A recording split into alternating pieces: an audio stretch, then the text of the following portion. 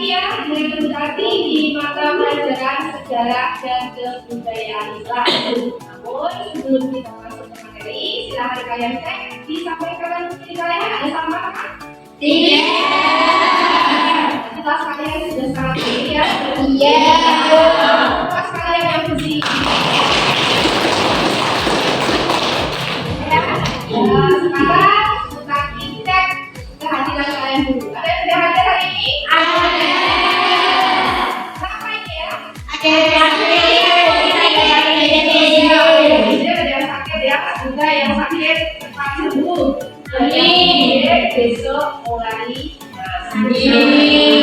Ya. Sekarang kita akan masuk ke materi kita, yaitu melakukan Bapak Mekah atau peristiwa waktu Mekah. Tapi sebelumnya kita akan mengulang dulu materi minggu lalu, ya, biar kalian semakin ingat. Sebelum adanya peristiwa waktu Mekah, ada peristiwa apa di sana? Perjanjian Hudaybiyah. Apa itu perjanjian Hudaybiyah itu? Perjanjian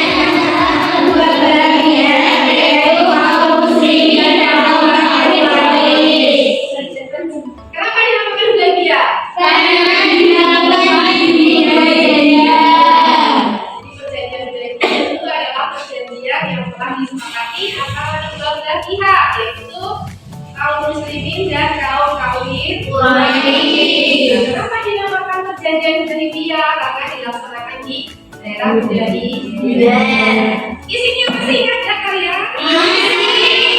Coba sebutkan.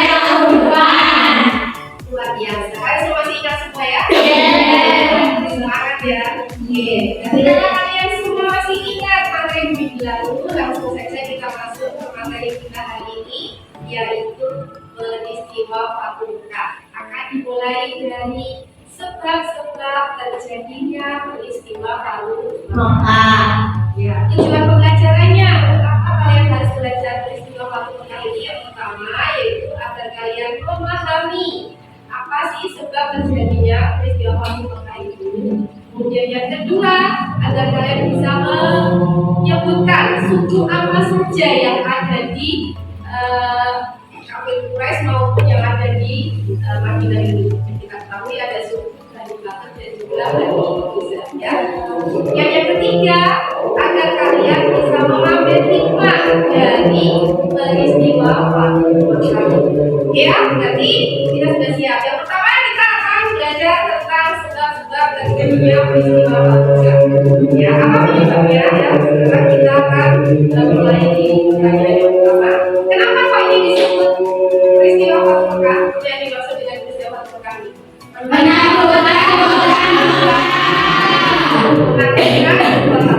Apa sebabnya kok bisa terjadi peristiwa waktu Mekah?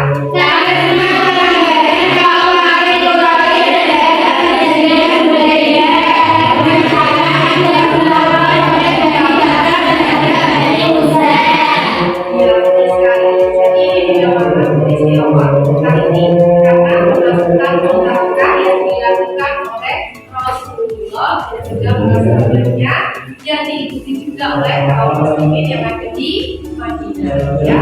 Nah, sebabnya apa sih kok bisa terjadi waktu Mekah? Ya, kalau diklasifikasikan secara garis besar, ini ada dua. Yang pertama itu karena Bani Bakr itu melanggar perjanjian Hudaybiyah, dan yang keduanya adalah adanya penyerangan dari Bani Bakr terhadap Bani Hizam. Oleh Hampir ya. Kalau kita klasifikasikan dalam dua jenis sisa. Nah, untuk mengetahui lebih lanjutnya detailnya lagi, ini ada sebuah permasalahan yang harus kalian diskusikan dalam sebuah kelompok.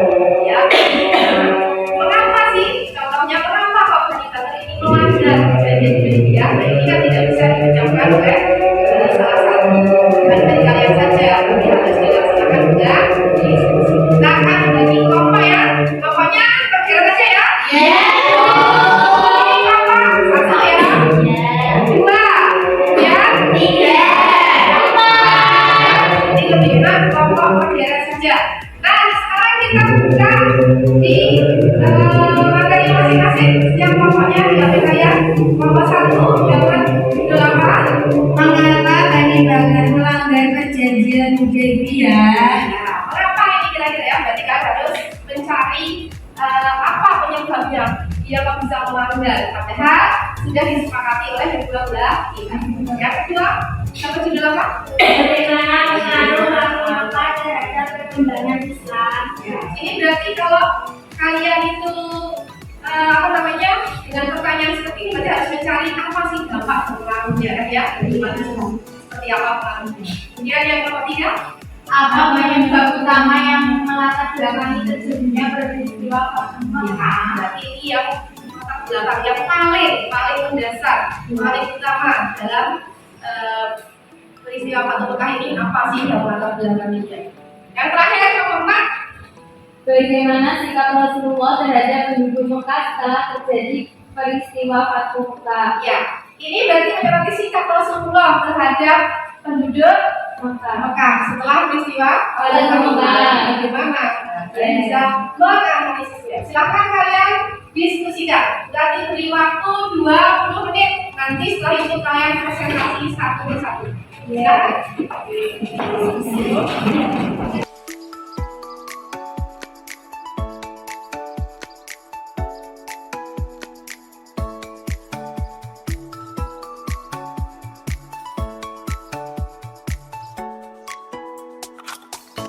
Sudah semua diskusinya? Sudah.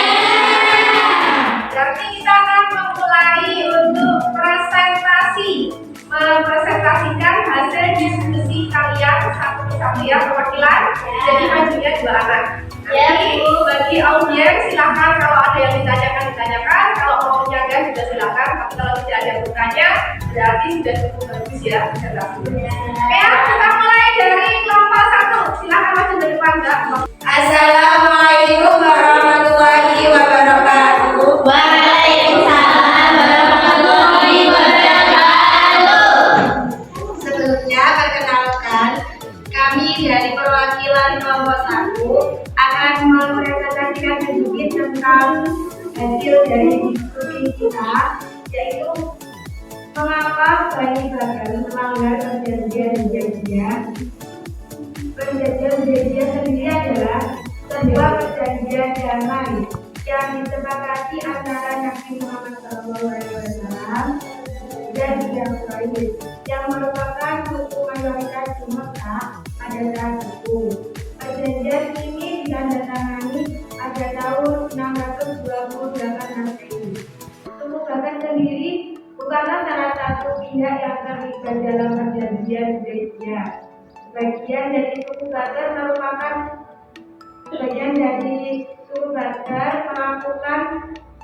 serangan terhadap suku Khuza'ah yang merupakan suku Nabi Muhammad SAW. Serangan ini merupakan pelanggaran yang serius terhadap perjanjian damai tersebut. Meskipun demikian, perlu diingat bahwa pelanggaran ini tidak secara langsung terkait dengan perjanjian Hudaybiyah, karena suku Bakar tidak secara resmi terlibat dalam perjanjian tersebut. Namun, serangan yang dilakukan oleh anggota suku Bakar mengganggu ketenangan antara pihak-pihak yang berada dalam perjanjian tersebut.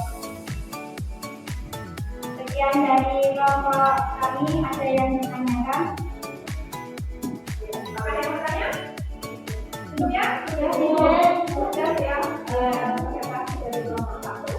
Jadi sudah semua sudah menjawab. Jadi pertanyaan tadi adalah mengapa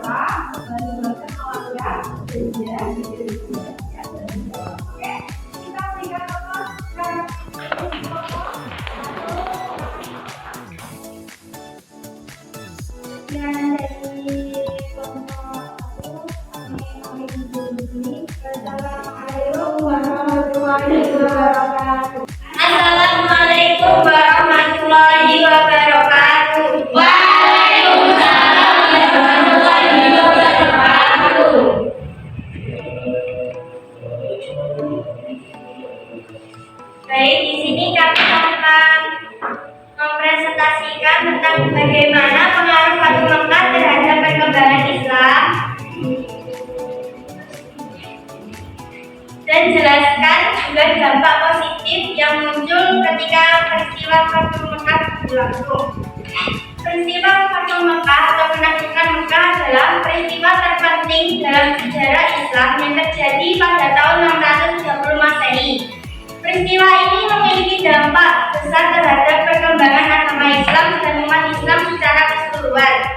Beberapa faktor utama dari peristiwa Fathu Mekah terhadap Islam yaitu yang pertama ada kemenangan dan penyebaran Islam, kedua ada pengampunan dan penyebaran pesan kebajikan, ketiga penghapusan praktik jahiliyah, dan keempat ada penegasan kebenaran ajaran Islam. Selanjutnya ada dampak positif dari peristiwa Fathu Mekah terhadap Islam. 1. Perluasan dakwah, 2. Penyembuhan persatuan, 3. Pembangunan moral dan etika. Baik, ada yang mau ditanyakan? Cukup. Tadi ya, peserta kedua itu menjelaskan tentang dampak yang ditimbulkan dari adanya peristiwa Fathu Mekah. Dan sudah jelas ya pemaparannya, sehingga kalian merasa tidak ada lagi yang ditanyakan. Saya rasa kalau tidak ada yang ditanyakan, boleh dibuka. Baik, kami tutup. Wassalamualaikum warahmatullahi wabarakatuh. Waalaikumsalam warahmatullahi wabarakatuh. Ya, selanjutnya ya. Itu tadi adalah presentasi kelompok 2 yang memaparkan dampak positif dan pengaruhnya bagi Islam ketika terjadi peristiwa Fathu Mekah. Kelompok 3, silakan.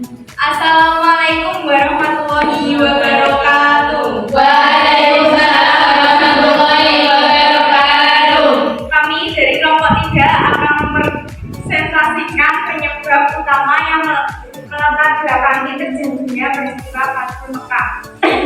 Peristiwa Fathu Mekah atau penaklukan Mekah terjadi pada tahun 630 Masehi dan merupakan salah satu peristiwa penting dalam sejarah Islam.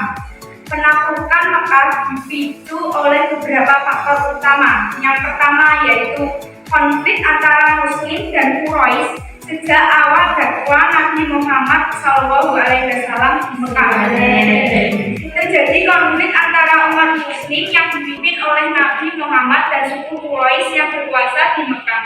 Konflik ini mencapai puncaknya saat perjanjian Hudaybiyah, di mana terjadinya kesepakatan antara Muslim dan Quraisy. Tetapi Quraisy melanggar perjanjian tersebut yang membuat situasi semakin tegang.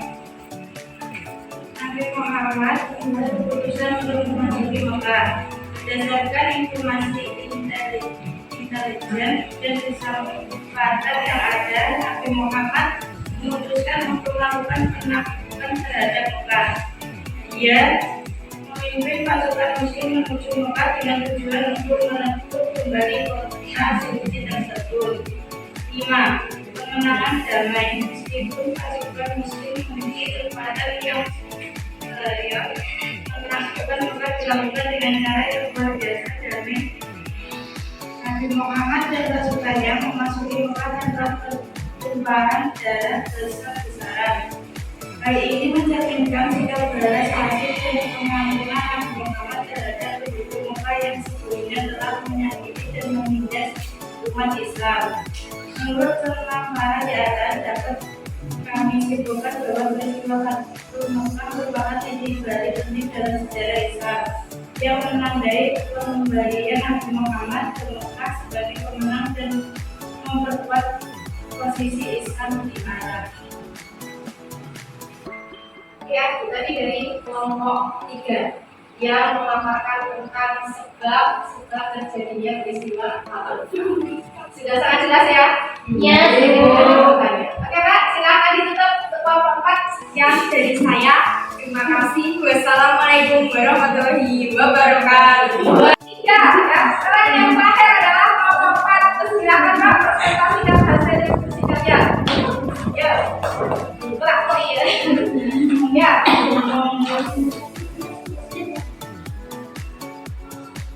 Assalamualaikum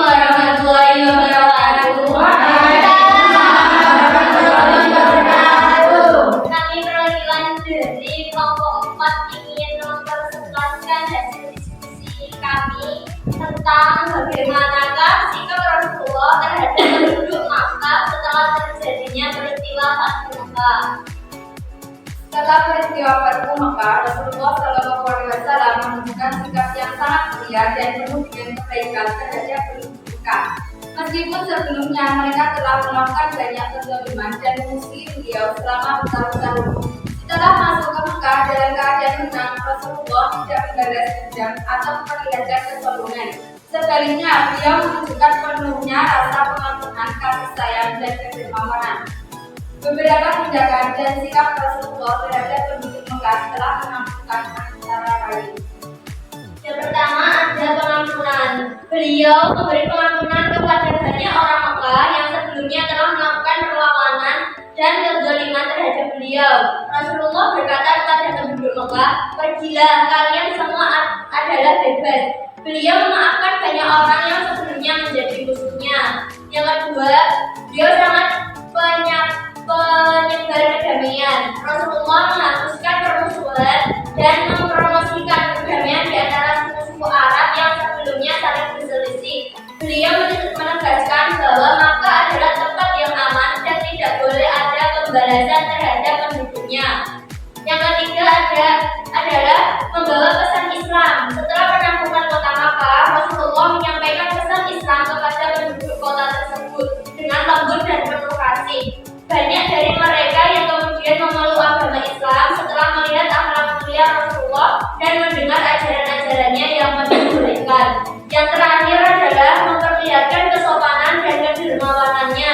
Meskipun beliau memiliki kekuasaan mutlak setelah penaklukan kota Makkah, Rasulullah tetap menunjukkan kesopanan, kedermawanan, dan rendah hati kepada penduduk kota tersebut. Berdasarkan pemaparan tadi, kita sebagai pelajar dapat meneladani bahwa sikap Rasulullah Shallallahu Alaihi Wasallam setelah Fathu Makkah adalah contoh yang luar biasa tentang bagaimana seorang pemimpin seharusnya bertindak setelah memperoleh kemenangan. Beliau menunjukkan kasih sayang, kedamaian, dan kemurahan hati kepada mereka yang sebelumnya memusuhi beliau, mengajarkan kepada umatnya pentingnya pengampunan dan memperlihatkan keutamaan kesabaran serta kebaikan hatinya. Tadi presentasi dari kelompok 4 luar biasa sekali ya. Terakhir kali beliau semangat ya. Ada yang pertanyaan di kelompok 4? Cukup ya, seperti yang di depan juga tidak cukup saja. Oke, mari kita ditutup. Sekian presentasi dari kelompok kami. Apabila ada salah, kami mohon maaf sebesar-besarnya. Wassalamualaikum warahmatullahi wabarakatuh. Waalaikumsalam warahmatullahi wabarakatuh. Ya, itu tadi adalah presentasi dari kelompok 1 sampai dengan 4 ya, yang sudah memaparkan dari hasil diskusinya sesuai dengan pemikiran mereka masing-masing ya. Pemikiran kalian masing-masing sudah dipaparkan di sini.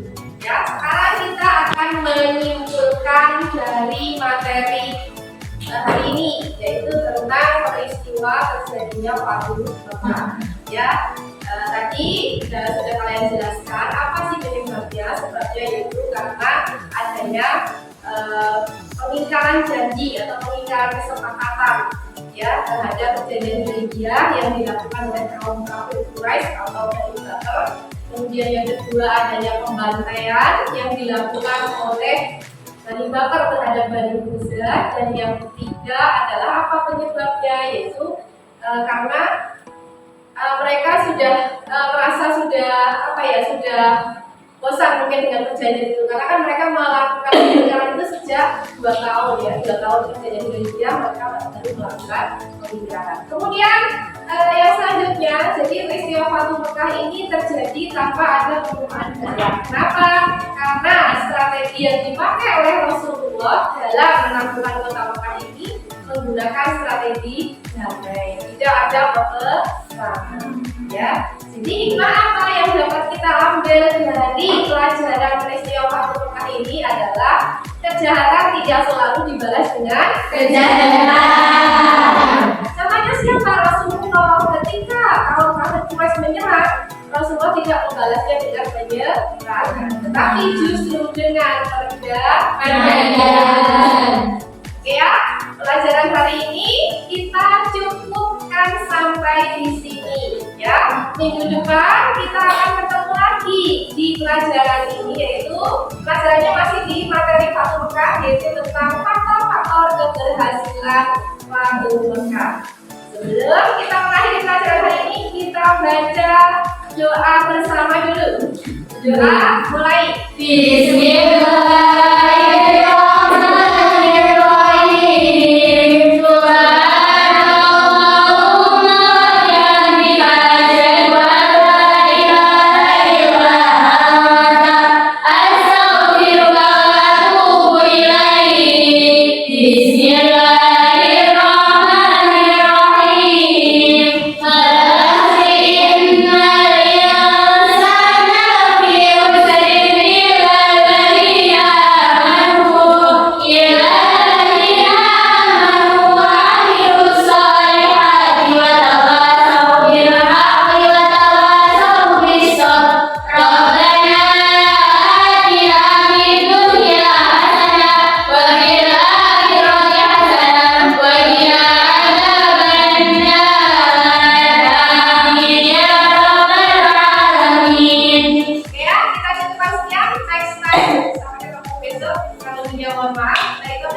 Wassalamualaikum warahmatullahi wabarakatuh.